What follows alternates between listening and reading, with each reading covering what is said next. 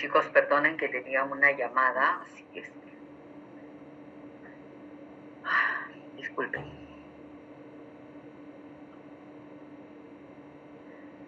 A ver, vamos a continuar y antes de quería comentarles que he revisado la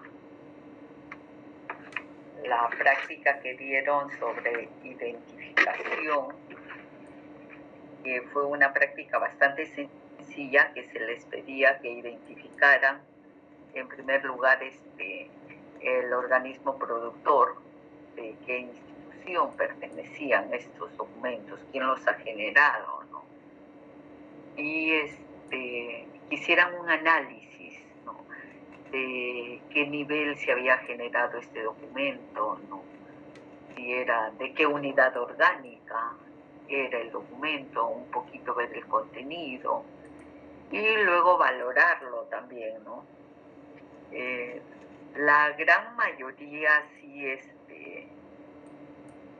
la verdad me deja satisfecha, pero sí hay algunos participantes que parece que han realizado la práctica a nivel grupal, porque por esas cosas que yo reviso en detalle, las respuestas son las mismas. Inclusive hay un alumno que ha enviado el trabajo de otro alumno y está con nombre propio. Y lo que podía observar cuando hablábamos de valoración, y esto lo quiero recalcar porque yo les dije que si bien es cierto no van a sustentar la valoración que le asignen, pero a criterio de ustedes, como empezando a hacer un ensayo, que valoren el documento si es permanente o es temporal. En nuestro país tenemos dos valoraciones nada más, que pueden ser los documentos que son de mucha valía, que nunca se van a eliminar y por tanto se les considera permanente, y aquellos documentos que de repente no tienen mucha trascendencia, se les considera como temporal. No se les pedía que sustenten por qué permanente, por qué temporal. Esa sustentación la podemos hacer ya en la segunda unidad, cuando veamos criterios de valoración, cuando veamos aspectos legales, cuando analicemos el temporal por qué y el permanente por qué, ¿no? Y veía pues de que por lo menos cuatro alumnos, 1, 2, 3, 4, 5, han considerado en valoración, han considerado archivo central, han considerado archivo histórico, archivo intermedio. Inclusive han considerado, dice, archivo central, y en paréntesis ponen según modificación o previa modificación, algo así. Entonces, dice archivo central hasta una modificación. Luego archivo intermedio, luego archivo general y archivo histórico. Entonces, en valoración han hecho un símil de niveles de archivo. Entonces ahí quería yo un poquito de repente recalcar y que quede para todos que la valoración solamente está focalizada a dos aspectos, dos decisiones que podemos tomar: valor permanente y valor temporal. Eso para los que han dado una respuesta, en vez de considerar esos valores, han considerado niveles de archivo. Y luego también he visto en otros casos que han valorado ya, y han valorado los documentos que han considerado darles como permanente, pero en la conservación ya luego en el plazo le dan al permanente 20 años y a los temporales 5 años. Y bueno, me parece interesante la propuesta, pero sin embargo, si es permanente no puede ser 20 años. Por lo menos considerarlo 30 años, que es lo que nos dice la norma, y no es que a los 30 años vamos a eliminarlo, sino que a los 30 años se va a transferir al archivo histórico, si son de valor permanente e importantes, en el Archivo General de la Nación. Eso para un poquito comentar cómo están.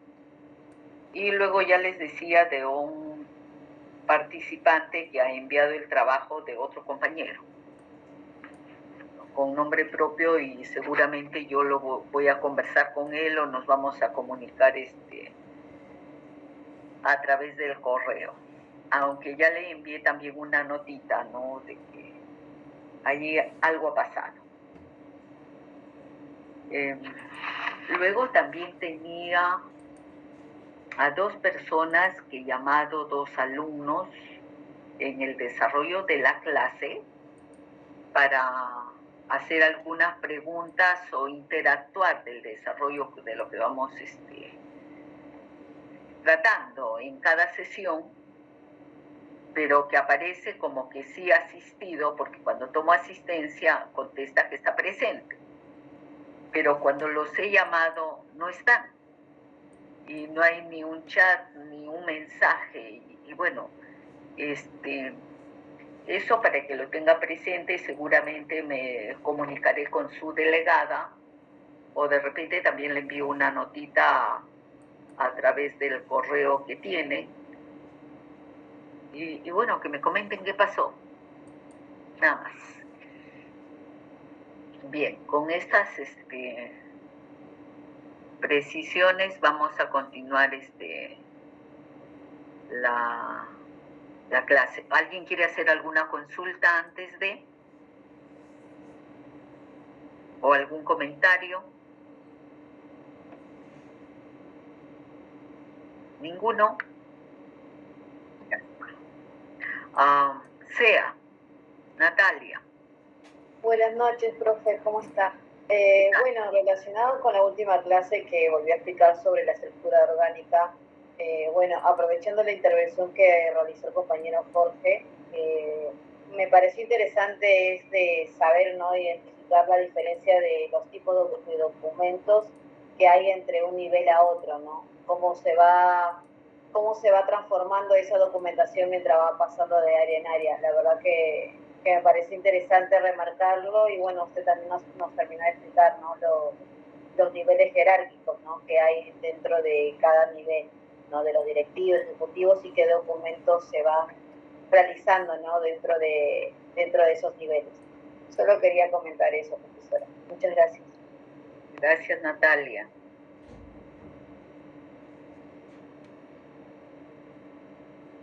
¿Alguien más quiere hacer un comentario?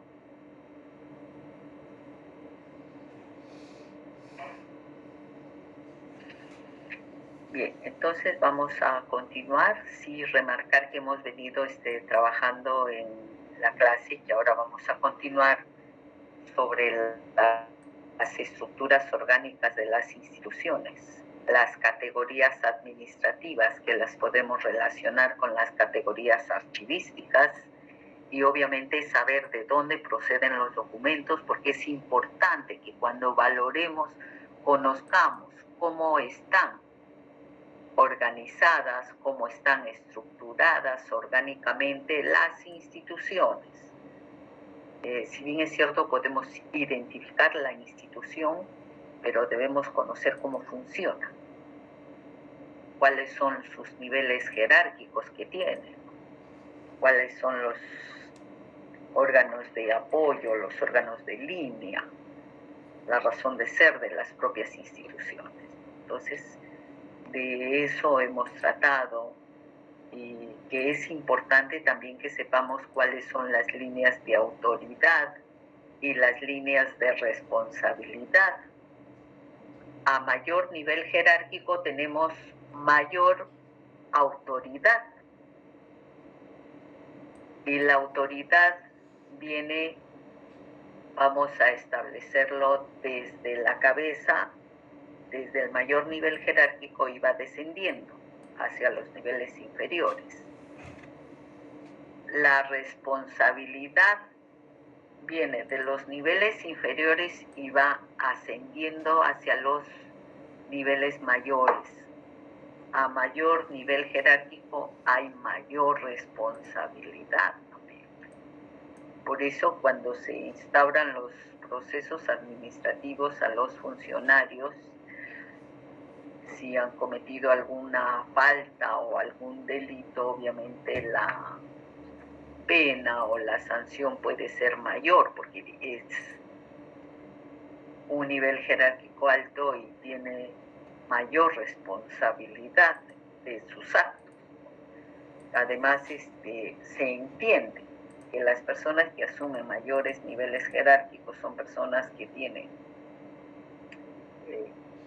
vamos a decir, la experiencia y el conocimiento suficiente para desempeñar esos cargos y por lo tanto son doblemente responsables de alguna irregularidad que pudieran cometer. Entonces eso también es importante que lo sepamos. Bien, ahora sí vamos a avanzar.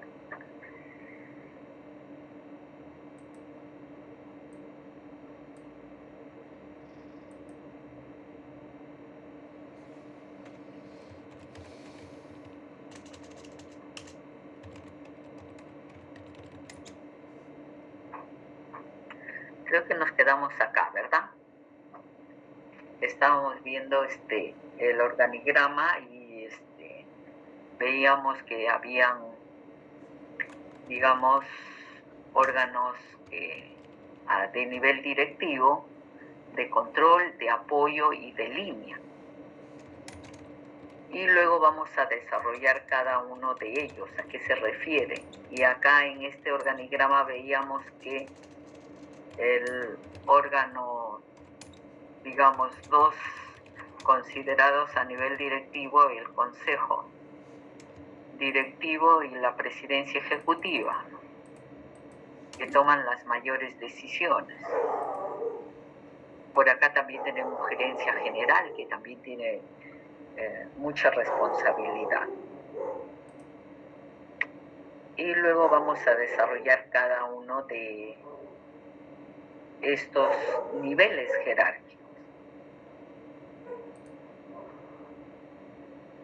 En sus instituciones también sería bueno que revisen sus estructuras orgánicas. Oye, la profesora nos ha hablado de niveles directivos, de órganos de apoyo. ¿Cuáles son los órganos de apoyo? El archivo central es un órgano ¿de qué? De apoyo, ¿verdad?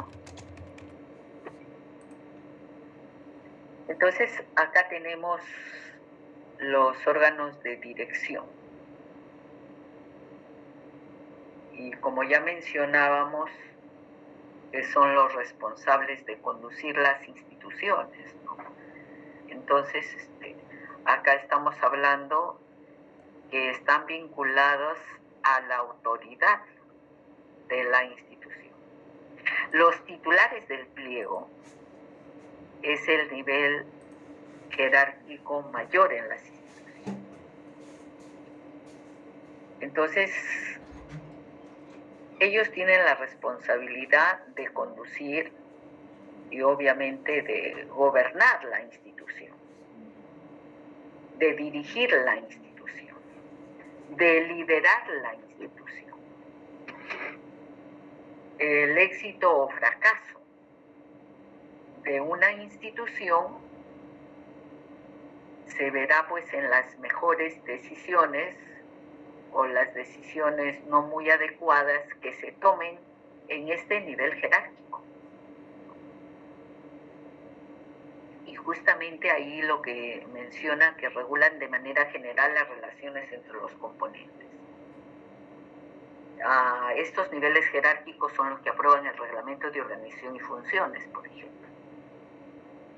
si estamos en un ministerio, seguramente va a ser una resolución ministerial que va a aprobar el reglamento de organización y funciones. Si estamos en un hospital, será el director general. Si estamos en un gobierno regional, será el gobernador. Si estamos en un gobierno local, será el alcalde. Entonces, la alta dirección tendrá mayor autoridad y también el nivel de responsabilidad es doblemente, ¿no? Porque ya les decía, si sus decisiones son las más adecuadas, si gestionan bien las instituciones, si controlan bien, seguramente vamos a tener éxitos asegurados. Si de repente no son las personas apropiadas, no son las indicadas, seguramente que los resultados no serán los mejores. La responsabilidad de estos niveles jerárquicos altos es mucho mayor. Si una institución tiene 200, 300, 500, 4,000 trabajadores, dependerá de acá, de estos señores, cómo se gestiona el tema de recursos humanos, por ejemplo. Y en alta dirección deben conocer todo. El director, el gerente general, por ejemplo, puede tener acceso a todos los sistemas administrativos, a todos los sistemas funcionales, a todos los aplicativos informáticos, por ejemplo, ¿no? Él puede ingresar, el alto nivel jerárquico puede ingresar a revisar todo, absolutamente todo. Quiero ingresar a revisar el SIAP.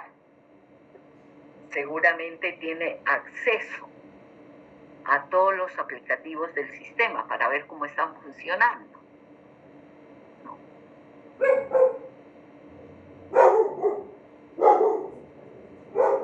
En el área de tecnologías de la información, obviamente hay códigos de seguridad. Los altos niveles jerárquicos podemos acceder a diferentes sistemas, plataformas. Y en la medida que va descendiendo, esos códigos de seguridad, esos códigos de acceso, se van limitando. El jefe de contabilidad tendrá acceso solamente al sistema de contaduría pública, por ejemplo, si hablamos de un aplicativo informático. El jefe de tesorería seguramente tendrá acceso al SIAB, ¿no? El jefe de logística también a su propio aplicativo, a su propio sistema. Pero el gerente de administración y finanzas seguramente tiene acceso al sistema de logística, al sistema personal, al sistema de tesorería, al sistema de contabilidad. Y el gerente general tiene acceso a todos esos sistemas, más el sistema de planificación, más el sistema de presupuesto, más el sistema de inversión, etcétera, etcétera. Entonces, los altos niveles jerárquicos controlan todo, supervisan todo, dirigen todo. En consecuencia, los documentos que se generan en estos niveles jerárquicos tienen mucha valía. En estos niveles jerárquicos se genera poca documentación, ¿no? Pero esa documentación que se genera de manera, vamos a decir, que tienen componentes de decisiones muy valiosas, de decisiones de trascendencia para las instituciones. Es documentación, obviamente, que de repente en adelante, cuando estemos valorando, lo vamos a considerar siempre de valor permanente. La gran mayoría de las series de estos niveles de alta dirección seguramente los vamos a evaluar también, que son muy importantes y por tanto permanecerán por siempre. Eso que quede claro. Sé que ustedes han estado, creo, en la visita a la Dirección de Archivo Intermedio. Seguramente han podido observar ahí que ahorita están preocupados porque hay mucha documentación en el archivo intermedio que ha sido transferida de instituciones que han sido desactivadas, de instituciones que ya no existen. Me decía que tienen como 200 fondos documentales ahí y que no se ha trabajado la valoración y menos tampoco existe, vamos a decir, un cuadro de clasificación de fondo, ¿no? Solamente están las transferencias tal cual venían funcionando las instituciones y ahorita están tratando de definir algunas series y valorarlas para eliminar documentos que ya no son necesarios. Entonces, y acá esto me viene a la mente lo que siempre suelo decir, que más allá de los conceptos que tengamos de archivo, para mí el archivo solamente con 2 palabras me define lo que puede ser un archivo: que esté organizado y que tenga documentos útiles. Organizado y útil el archivo. Si tiene documentos que ya son innecesarios, están ocupando espacio, están complicando la gestión ahí en materia archivística, y para ello es necesario valorar los documentos, y que para que valoren documentos ellos están haciendo un trabajo de identificación de cada uno de estos fondos, un poco conocer cómo es su estructura orgánica en función a los documentos que también les han transferido, y luego que puedan determinar qué series documentales ahorita pueden proponer a eliminar. Sé que se ha contratado personal y bueno, esperamos que haya un trabajo responsable.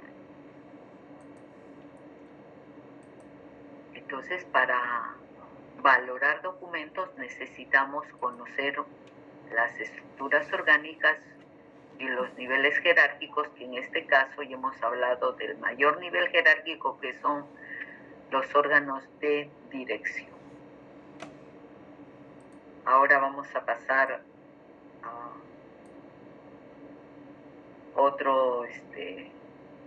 otra jerarquía, otro nivel, y podemos hablar de los órganos de control.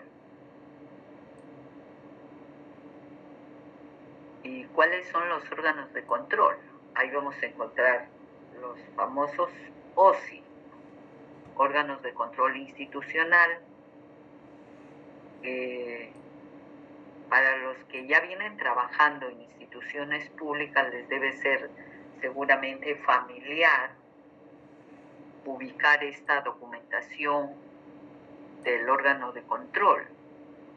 Y los famosos OSI vienen a representar al sistema de control a nivel país.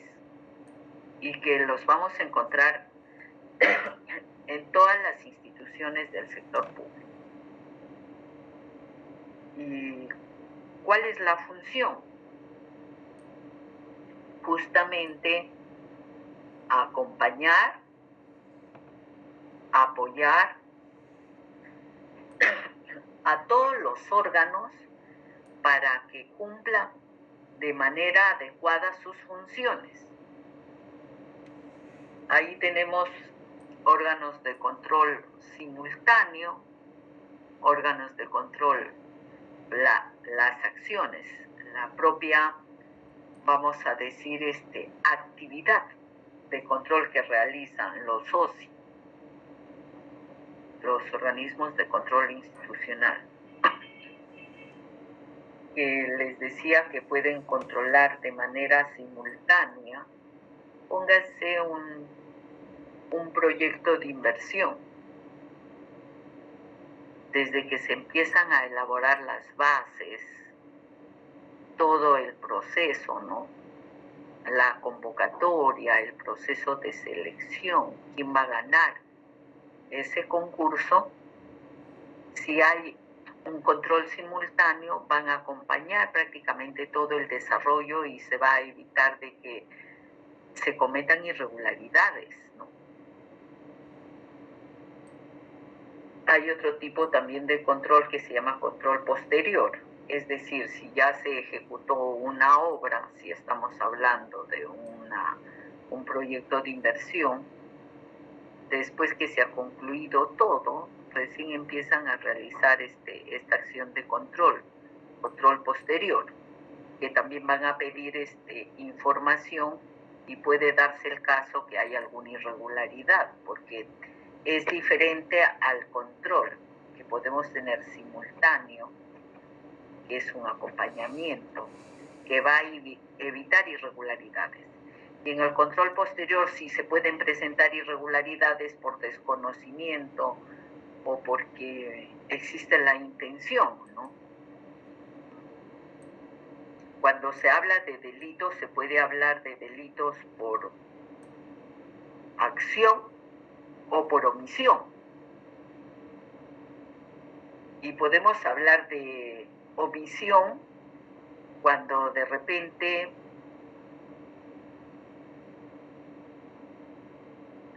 sabes que debes actuar correctamente, pero no te has esforzado en conocer de repente bien la norma, cuáles son los artículos que regulan determinado procedimiento y bueno, lo omites, te equivocas. Entonces podemos decir, como el Chavo decía, fue sin querer queriendo, ¿no? Te puedes equivocar porque has omitido cumplir alguna norma. Inclusive ahí tu defensa, para que no te sancionen fuertemente, puedes por ahí justificar que desconocías o no leíste bien o interpretaste mal la norma, etcétera, etcétera. Eso es por omisión cuando hay ilícitos. Pero también hay por acción, o sea, que sabiendo cuáles son los pasos que debes dar para cumplir una función, te saltas uno de los pasos o de repente no ves lo evidente y actúas de manera incorrecta. Ese es por acción, cuando hay ya la conciencia y voluntad de cometer un ilícito. Entonces, a los funcionarios, a los trabajadores se les puede sancionar por omisión o por acción también, ¿no? Cuando hacen las auditorías, el OSI, ahí van a encontrar esos casos, ¿no? Lo importante es que el órgano de control permite y brinda información a los directivos de todas las acciones que han realizado ellos en materia de control. puede ser control simultáneo, control concurrente, control posterior. De pronto hay algunas acciones de control que son inopinadas, que no estaban planificadas, etcétera, etcétera. Pero ellos permiten que los funcionarios sepan que si actúan mal van a ser sancionados. Y miren, cuando los órganos de control encuentran alguna irregularidad en el funcionamiento de cualquier hecho, puede ser en materia de adquisiciones como es logística, en concursos públicos para seleccionar personal para que ocupen cargos, en inversiones, etcétera, etcétera, todo informe que realiza las acciones de control, si hay alguna irregularidad, miren, es una prueba que ahí ha habido algún ilícito y no necesita ir a mayor investigación, puede ir de frente a una denuncia penal. Es una prueba preconstituida que se denomina. Jorge Sarmiento, te escucho. Sí, profesora, yo quería de repente ejemplificar. En mi caso, tuvimos una intervención de parte de la OSI, de la de laboro, cuando el AGR nos aprueba nos autoriza una eliminación en el 2019, nos correspondía conforme a cómo establecía en ese momento, porque ahora ya ha habido la modificatoria, de que nosotros como entidad teníamos que establecer ya la ruta para poder eliminar los documentos, ¿no? Físicamente. La disposición final. Así es. Ya. Nosotros, como esto lo veníamos trabajando conforme a la norma, el Comité de Evaluación de Documentos, había presentado yo ante ese comité un protocolo, una ruta, ya lo más formal posible, donde también hay una participación de la OSI. Incluso en esa evaluación, bueno, mi entidad, como normalmente es golpeada por el tema mediático, ¿no?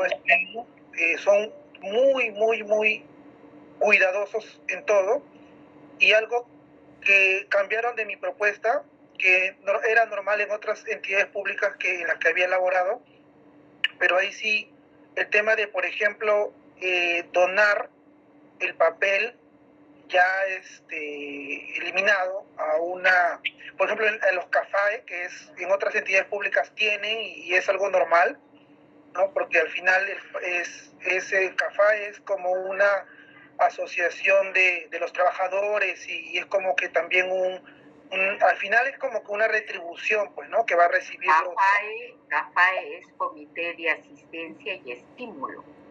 Claro. De los trabajadores, que proviene de los descuentos, de las faltas que cometen los trabajadores también. Lo reciben. Si yo te sanciono en 3 días, ese descuento que te hago por los 3 días ingresa al fondo del CAFAE y luego se lo redistribuyen todos.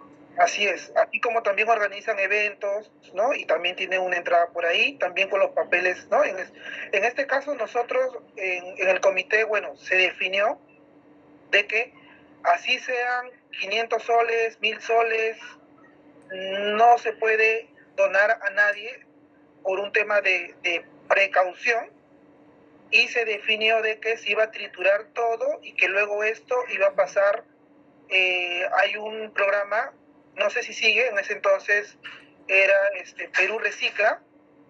Ya, sí. Ya, ok, entonces, y todo eso se iba a pasar mediante la oficina de administración, que tiene, mediante su unidad de abastecimiento, tienen todo un local donde reciclan y todo con cierta programación se pasa a este programa, y de esa manera evitar cualquier tipo de observación mayor. Entonces, en ese interín que estábamos definiendo el protocolo, y donde OSI también iba a ser llamado, OSI nos abre un control simultáneo a este proceso, ¿no? Que veníamos nosotros ya delineando. Y OSI, bueno, como usted bien lo ha dicho, cuando es control simultáneo es un acompañamiento, ¿no? Y nos hizo, bueno, de frente recaban toda la información, solicitan todos los actuados dentro del expediente de eliminación, sin ningún problema lo pudimos presentar, incluso se les invitó en todo el proceso, se realizó la trituración y toda esa documentación terminó finalmente reciclándose, pues, ¿no? Al final, como lo he explicado, ¿no? Dirigido hacia Perú Recicla, perdón. Entonces, bueno, quería comentar eso. En realidad, ellos muchas veces, por más que de repente haya la confianza o no, de una u otra manera ellos tienen que cumplir con su labor, porque es un tema, se podría decir así, preventivo, ¿no? Algo, es un acompañamiento en el que ellos recaban información, obviamente ellos todo lo reportan a Contraloría y de alguna otra manera es su forma de proceder, ¿no? Y siempre de la manera independiente y objetiva, porque están siempre controlando, ¿no? Evitando que de repente se pueda utilizar los recursos de una manera inapropiada, ¿no? En este caso, los documentos también es patrimonio de la institución y como tal siempre están atentos, ¿no? Más allá de que de repente pueda haber un conocimiento de lo que estamos haciendo o del tema de la buena fe, ellos igual aplican, pues, ¿no? Cuando ven que hay condiciones y bueno, eso quería compartirles, profesora. Creo que, bueno, en mi caso esa fue la primera vez que me aplicaban un control simultáneo, no había tenido esa experiencia, ¿no? Luego ya hubieron otras, pero ya con más, como que se dice, un poco más curtido. Bueno, gracias, Jorge. Sí, bueno, es un ejemplo de lo que pasa en el sector público, porque obviamente sí, todos los trabajadores, todos los servidores del sector público estamos obligados a utilizar bien los recursos que se nos asignan, ¿no?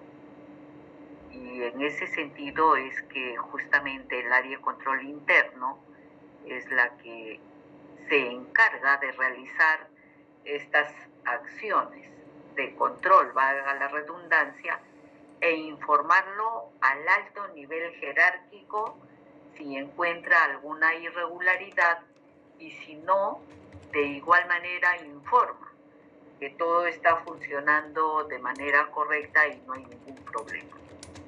Pero si encuentra alguna irregularidad, si es un ilícito, como yo les decía, esa investigación que puede realizar OSI es una prueba preconstituida que puede tranquilamente, desde Contraloría General de la República, formular la denuncia ante Fiscalía y que siga su trámite que corresponde, ¿no?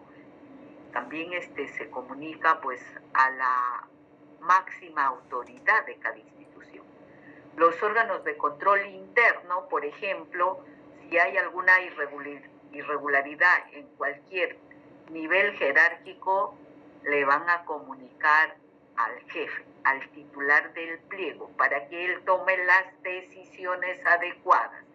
Por eso acá hablamos que control interno, una de las funciones es apoyar a la dirección, y hemos visto cuáles son los órganos de dirección, en la evaluación y control de acciones, metas y objetivos. Todas las instituciones tienen en su portal, inclusive, si hemos visto, todas tienen su misión, su visión, sus objetivos estratégicos, sus metas, sus planes operativos. Entonces, tal cual están programados, tienen que ejecutarse, ¿no? Si no se ejecutan, seguramente control también va a ingresar por qué no se ejecutó, qué pasó, y hay que sustentar. Entonces, siempre el órgano de control, por eso la mayoría de las instituciones como que le tienen cierto temor al órgano de control. Yo recuerdo hace algunos años que cuando iba a Contraloría General de la República a través de las sociedades auditoras, les abren la puerta así de par en par para que vean todo lo que están haciendo, información que requieren. Hay que facilitarlas porque así está regulado. Si no se facilita es obstrucción y los funcionarios pueden ser sancionados.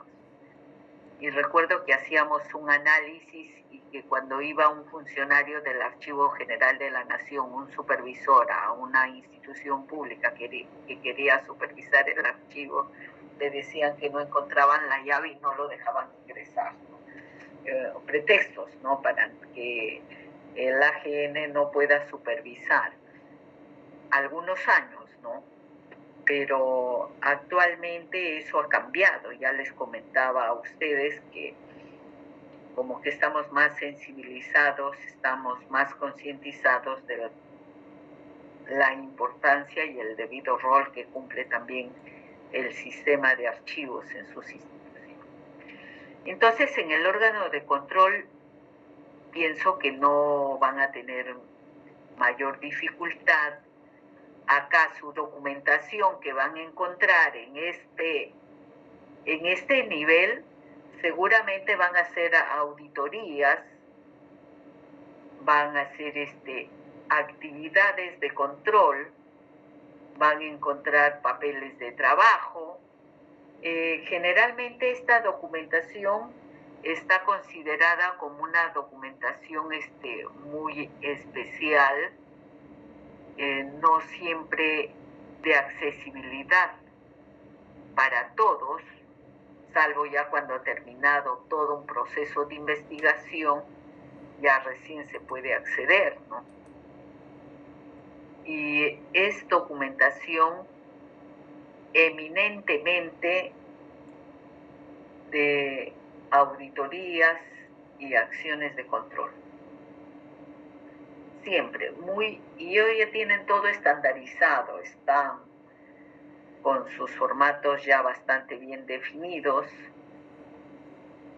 y también Contraloría General de la República, todas las OSI tienen sus planes operativos, o sea que ya saben qué acciones de control van a realizar durante el año, salvo que exista de repente una irregularidad de pronto y que se presentan estas acciones de control que le llaman una acción de control inopinada, o sea, no estuvo planificada, no estuvo comunicada, sino que por ahí se enteran de alguna irregularidad y intervienen de oficio, porque esa es una de las funciones del órgano de control. Nos quedamos ahí, no sé si alguien quiere hacer alguna pregunta. Acá estas series son generalmente de valor permanente. Profesora. Sí. A mí también me pasó un caso muy interesante cuando llegué a trabajar en un archivo central y la OSI, la Oficina de Control Interno,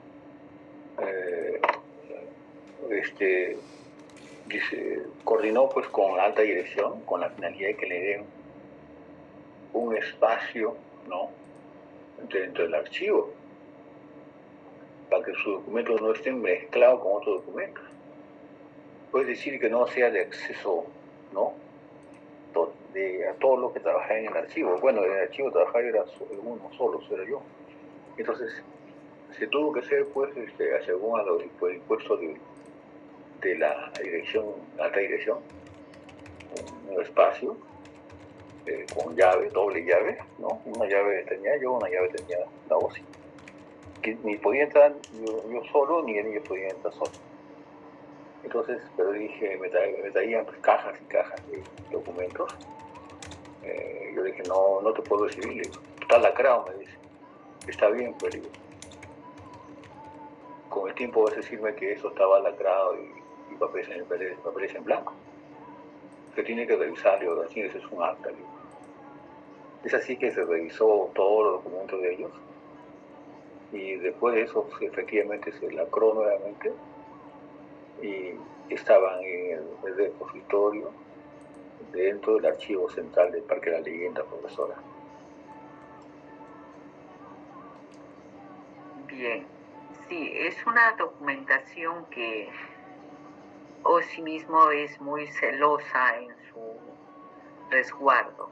Esta documentación ya ahorita en muchas OSI la están derivando no a los archivos centrales de las instituciones, sino está pasando ya a la propia Contraloría General de la República.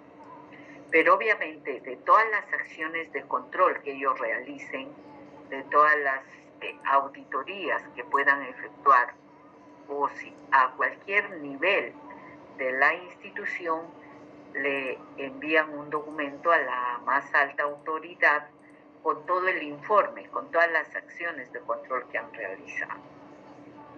Entonces siempre, de todas maneras, va a llegar al archivo central documentación generada por el órgano de control.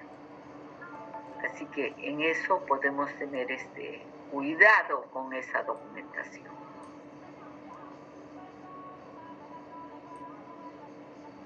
El personal que labora en archivos y que de repente está con la responsabilidad de brindar los servicios archivísticos deben conocer qué información es accesible y qué información no es accesible. Y eso se puede ver ya cuando se elabore el programa de control de documentos. Bien.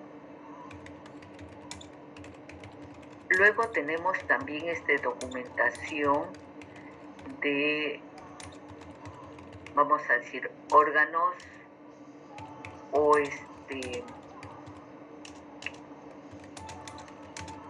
en algunos casos hay instituciones que prefieren contratar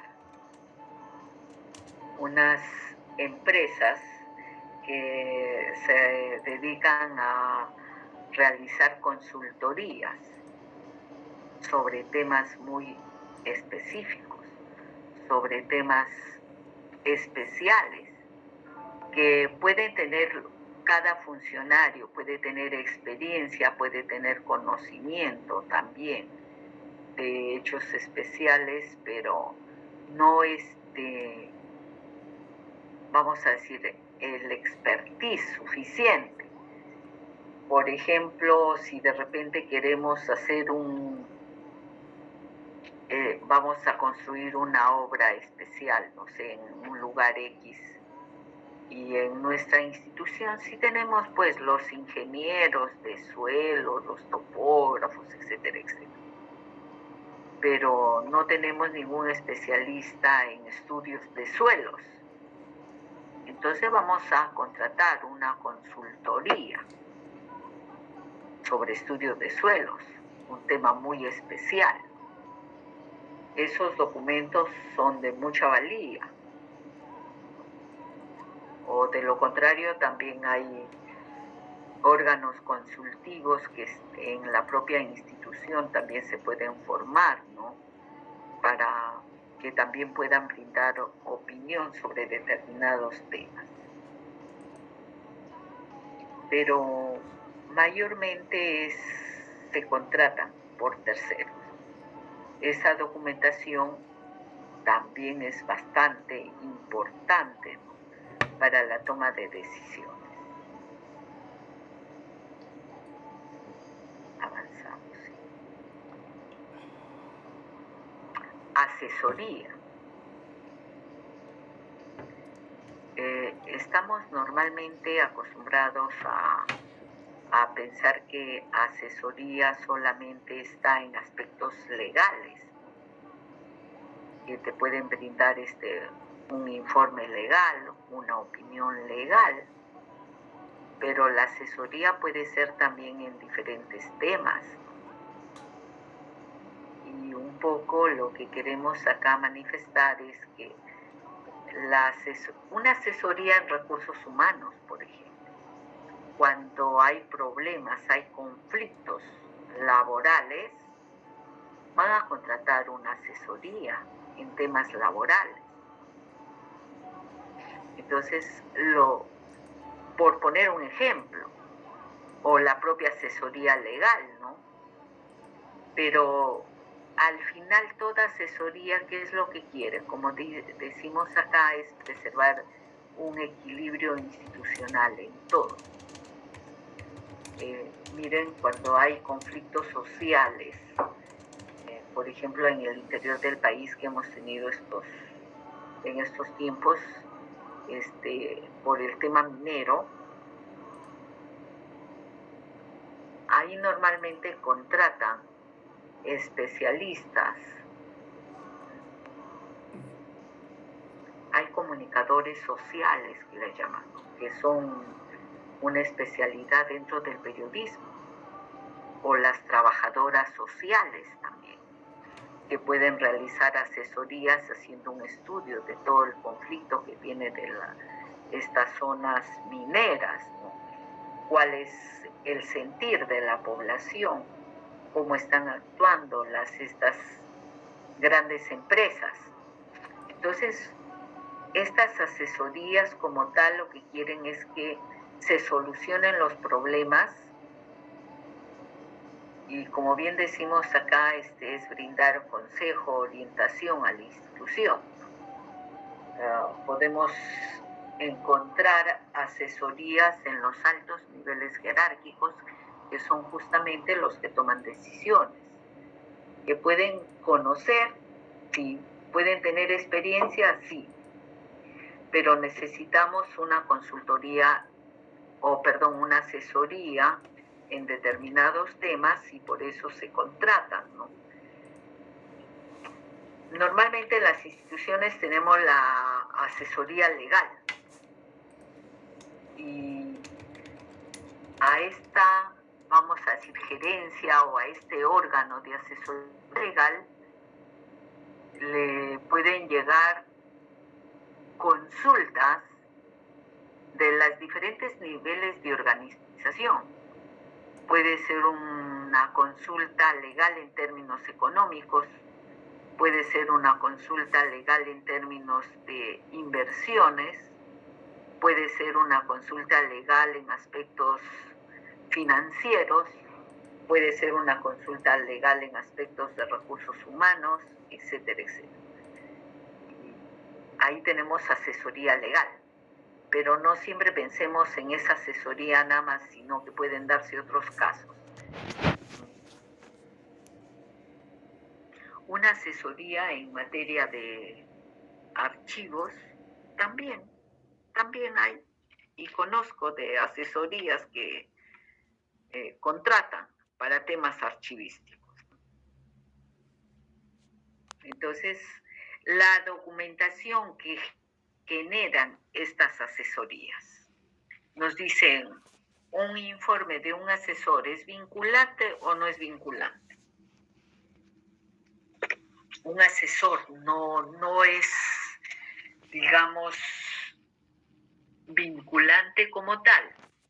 Podemos contratar una asesoría y nos hace todo un estudio para un tema que hemos solicitado de manera muy específica, y de repente sus recomendaciones de asesoría no se ejecutan, no se cumplen. Y bueno, las decisiones las tomará finalmente alta dirección.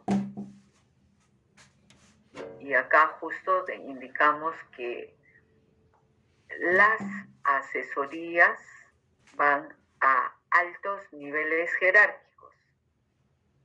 Y ahí viene el problema donde dicen, oye, pero ¿por qué contratas asesoría si tienes un gerente que le pagas muy bien, y además tiene también los técnicos, los especialistas que también se les paga bien, y contratan aparte un asesor? Mejor retiren a ese gerente y contraten al asesor, ¿no? Pero sí, en algunos casos se requiere realmente tener estas asesorías.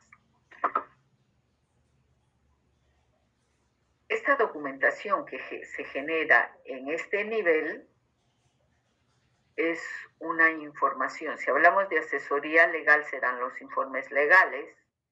Si hablamos de otra asesoría en otros aspectos, ya serán asesorías muy especiales, y la valoración que le daremos a esa documentación de repente pudiera ser también de no mucha trascendencia, porque son para temas muy puntuales y puede ser que lo cumpla o el alto gerente, el gerente general o el presidente directorio, puede ser que también no ejecute las recomendaciones que se le da. Y ahí quiero decir de que en ese sentido una asesoría no siempre es vinculante.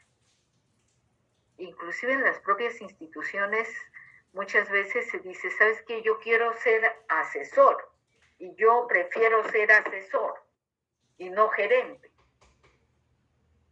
Porque el asesor al final opina, brinda consejo y no suscribe documentos como tales, que él no toma decisiones. Y si no toma decisiones no va a tener mayores responsabilidades. Pues si por ahí se equivocó ese asesor y dice, bueno, yo soy un asesor, recomendé, orienté, quien tomó las decisiones es el gerente, es el funcionario, que lo sancionen al gerente, pero no al asesor. Entonces, muchas veces ustedes de repente en algún momento van a encontrar que hay funcionarios que prefieren asumir cargos de asesoría porque frente a cualquier eventualidad de responsabilidades no le toca al asesor. Porque como su nombre bien lo dice, asesoro. Quien toma las decisiones son los ejecutivos. Así que ya tenemos ahí un conocimiento, creo que bastante amplio de lo que podemos encontrar como documentación en asesorías.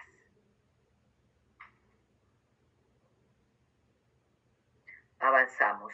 Si alguien quiere hacer alguna consulta o alguna experiencia, algún comentario. Profesora. Sí.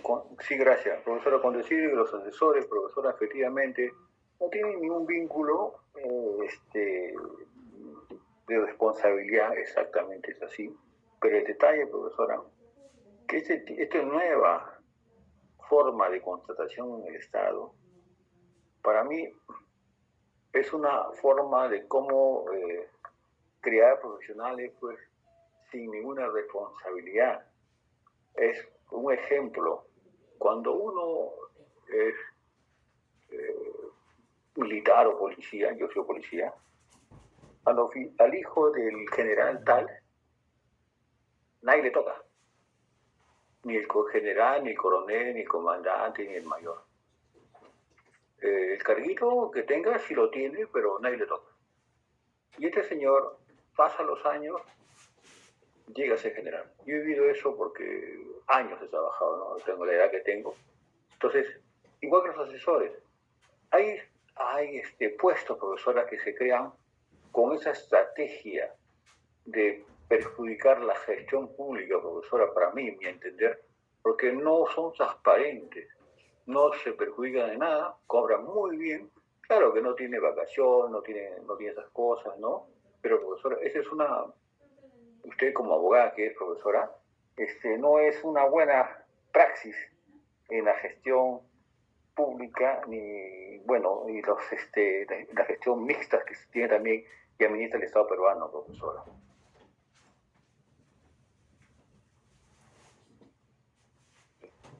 Jorge, ¿quieres hacer un comentario?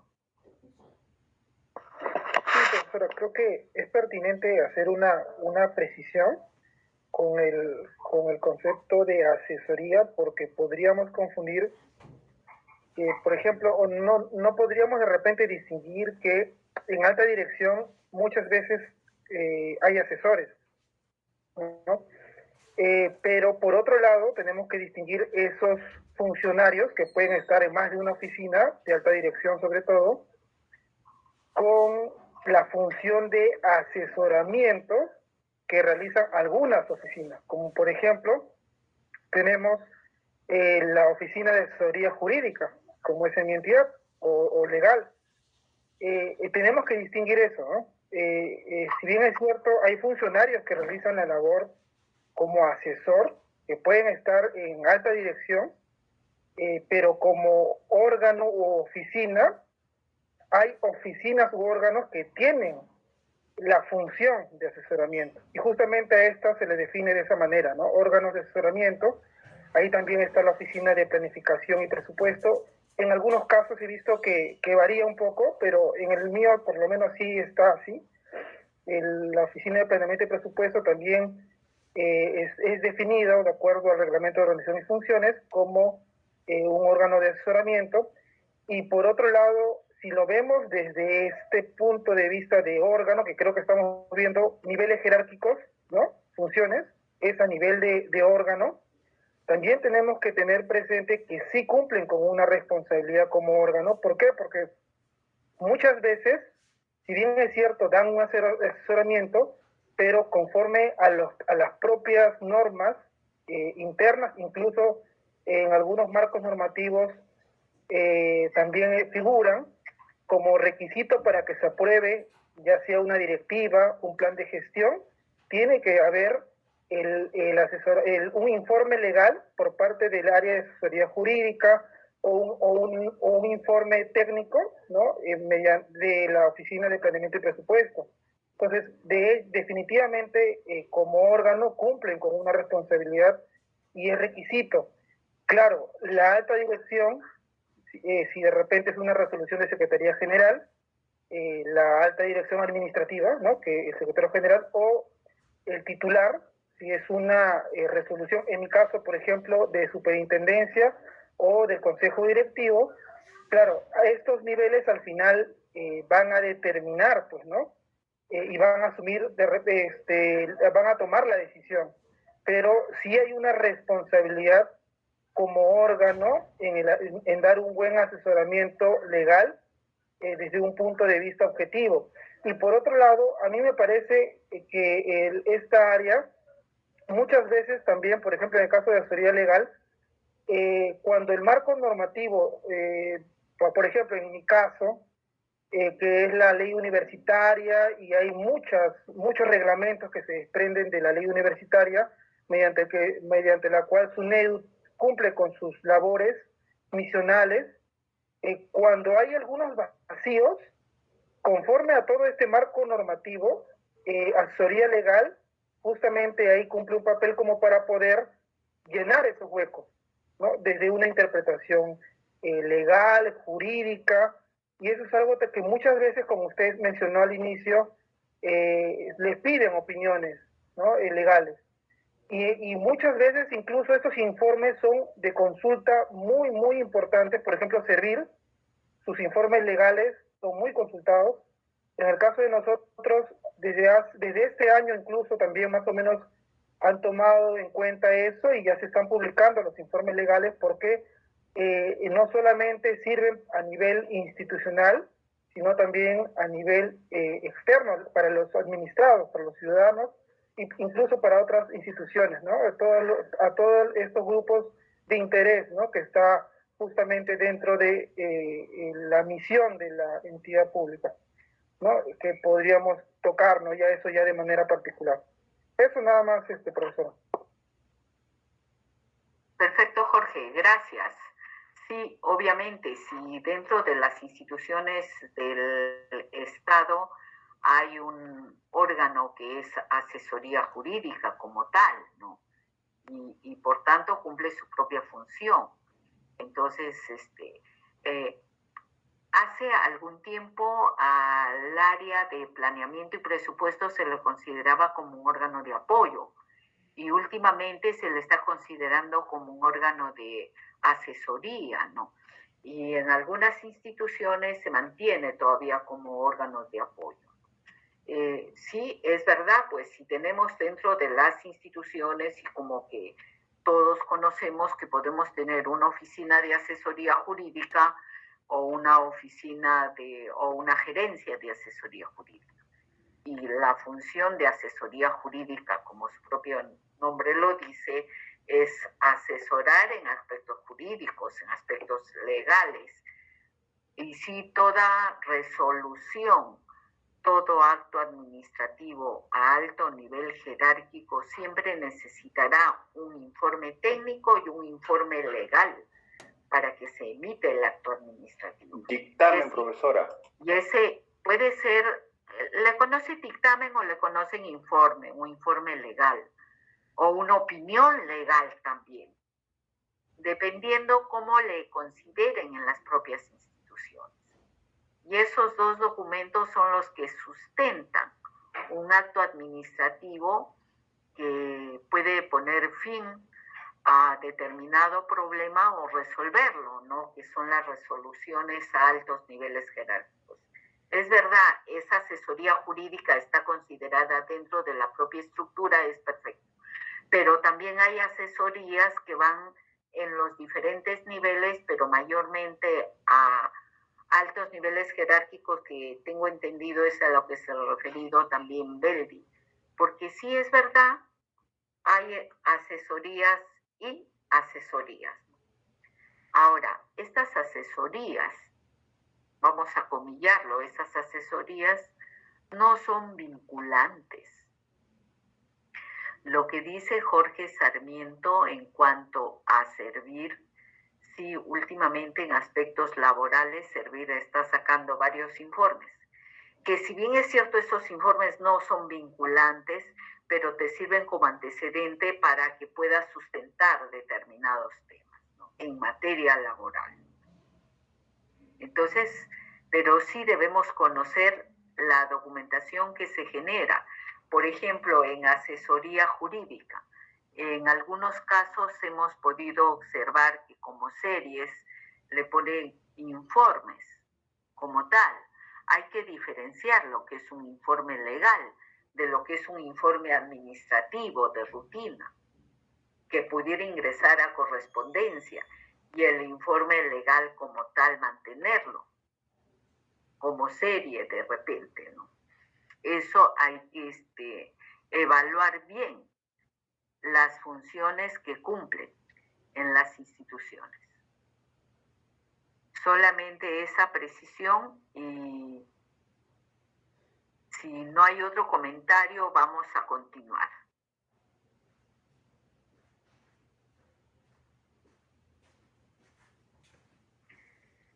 Y pasamos a los órganos de línea. Los órganos de línea son la razón de ser de las instituciones. Son las que generan mayor cantidad de documentos. En todo caso, ellos tienen la función de dar la cara de las instituciones como tal.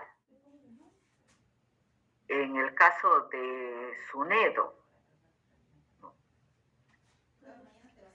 seguramente los órganos de línea son los que generan mayor documentación que todas las demás unidades u órganos jerárquicos que tengamos.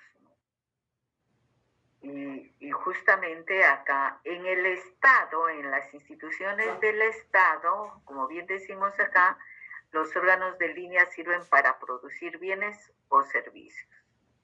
En el Estado, todas las instituciones brindamos servicios. ¿Quiénes producen bienes? Instituciones del Estado que produzcan bienes.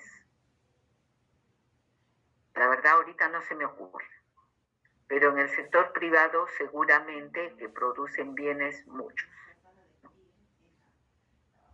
Y justo lo que estamos acá comentando, que estos órganos de línea son la razón de ser de las instituciones. Si hablamos, por ejemplo, de SUNAT,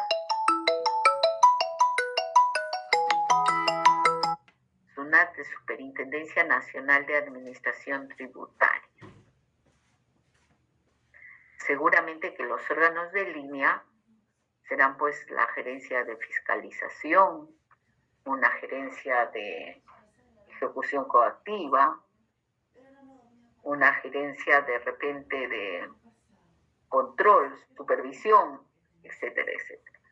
La razón de ser de SUNAT es cobrar los impuestos, no controlar que todos paguemos, que no haya evasión. Y esa documentación es generada en cantidad. Entonces, acá podemos decir que, como bien lo estamos manifestando, es el objetivo, ¿no?, al que se dedica la entidad.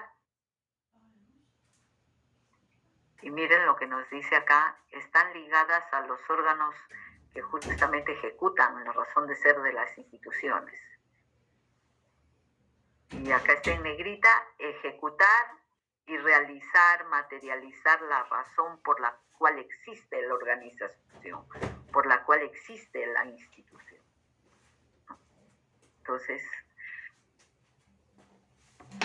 son los que normalmente generan la mayor cantidad de documentos, los órganos de línea de las instituciones. Si hablamos de, a ver, ¿qué institución podemos hablar? Póngase una universidad. La función de la universidad, la razón de ser, es formar profesionales. Entonces, seguramente vamos a tener que los órganos de línea seguramente estará empezando del vicerrector académico, todas las facultades, ¿no? Y obviamente generan grandes volúmenes de documentos, la razón de ser de la universidad. Si hablamos de los hospitales, la razón de ser de los hospitales o de las clínicas, atender y dar tratamiento en salud a los pacientes, ¿no?, o a las personas que aún estando sanas van a hacerse un control, su chequeo. ¿Qué documentación generalmente vamos a encontrar ahí? Pues serán de hecho las historias clínicas, ¿no?, las historias de todos los pacientes, y que son grandes volúmenes de documentos, ¿no?, de todas las especialidades. Entonces, la razón de ser de cada institución está reflejada o la ejecutan los órganos de línea. Cada uno de ustedes que trabajan en las instituciones, en los diferentes sectores, saben cuáles son los órganos de línea y la documentación que generan en sí. Y esa documentación que generan en sí es de gran volumen, generalmente. Entonces, esta documentación habrá que evaluarla si realmente es documentación de valor permanente o valor temporal.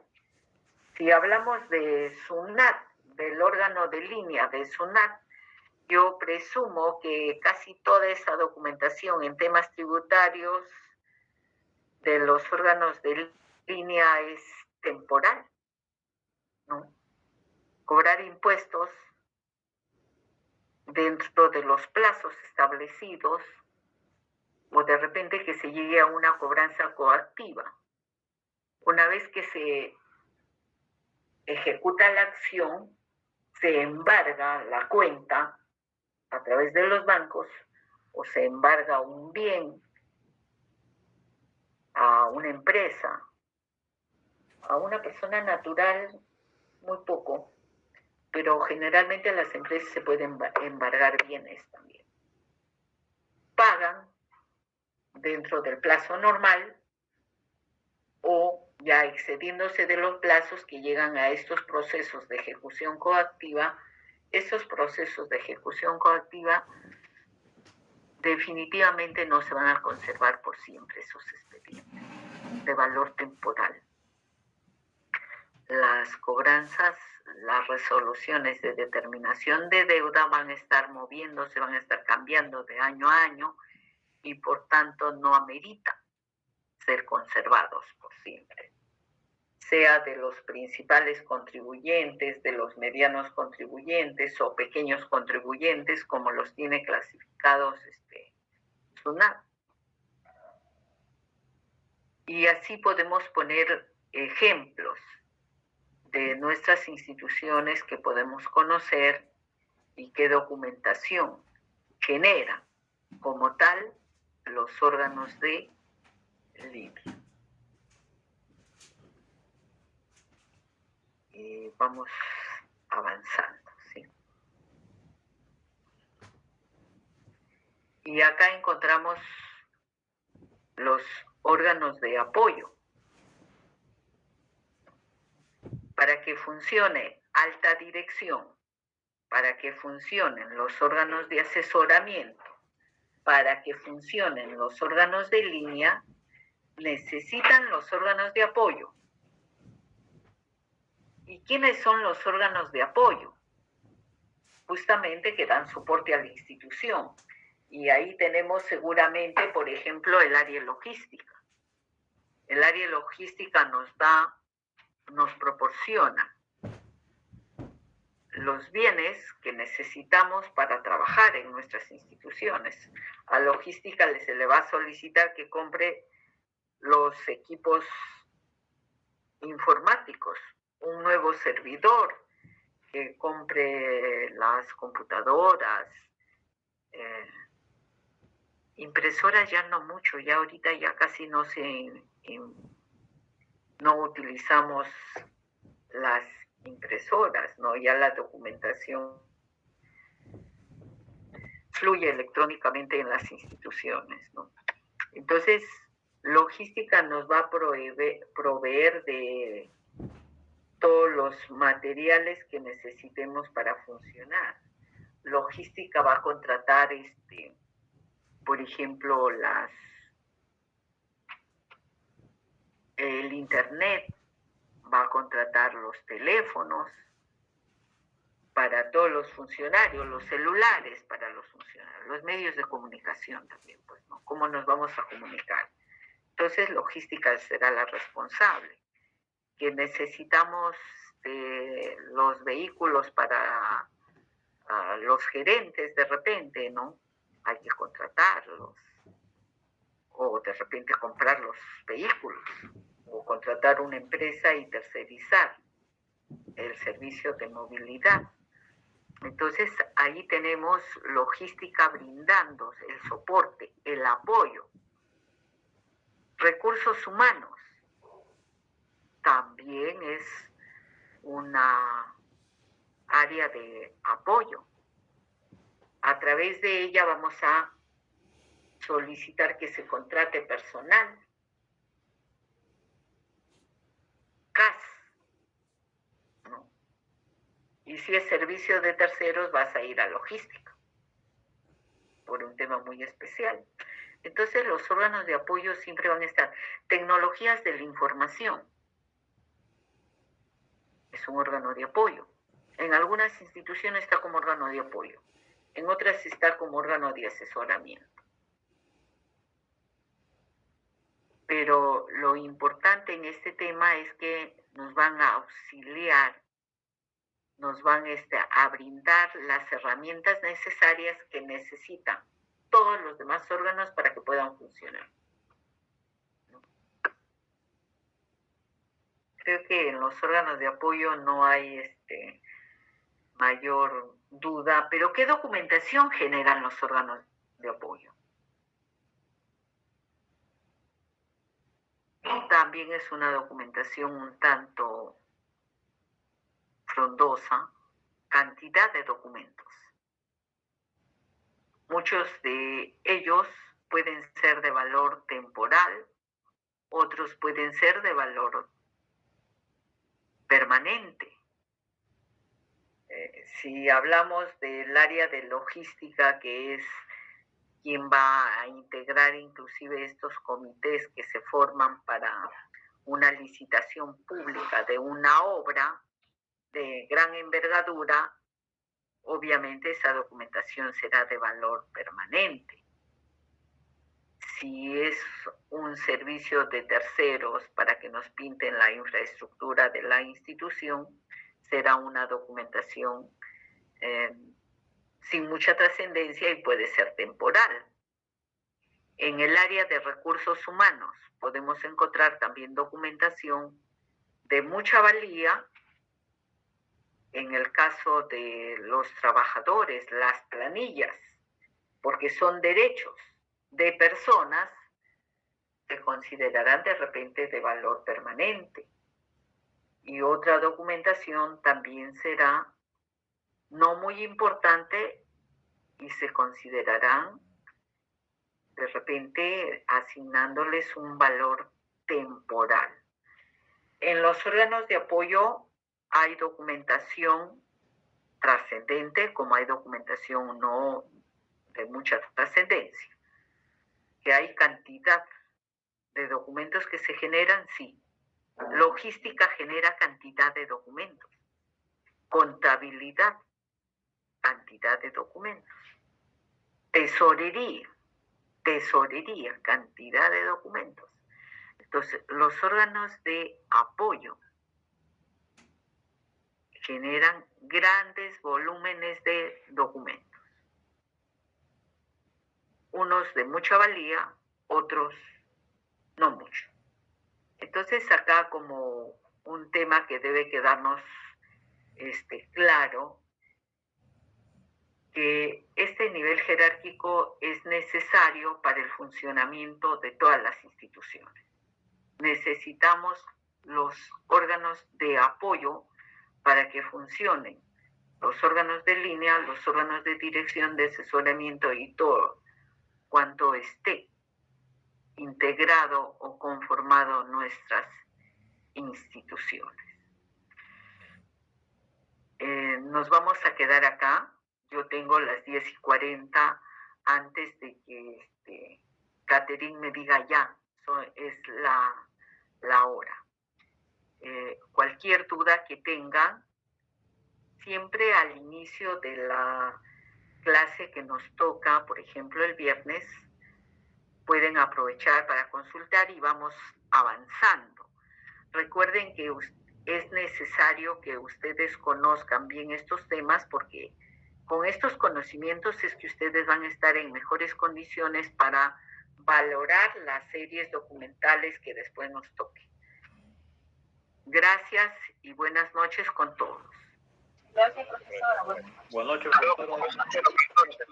Dios lo bendiga. Buenas noches con todos. Buenas noches. Buenas noches, profesor.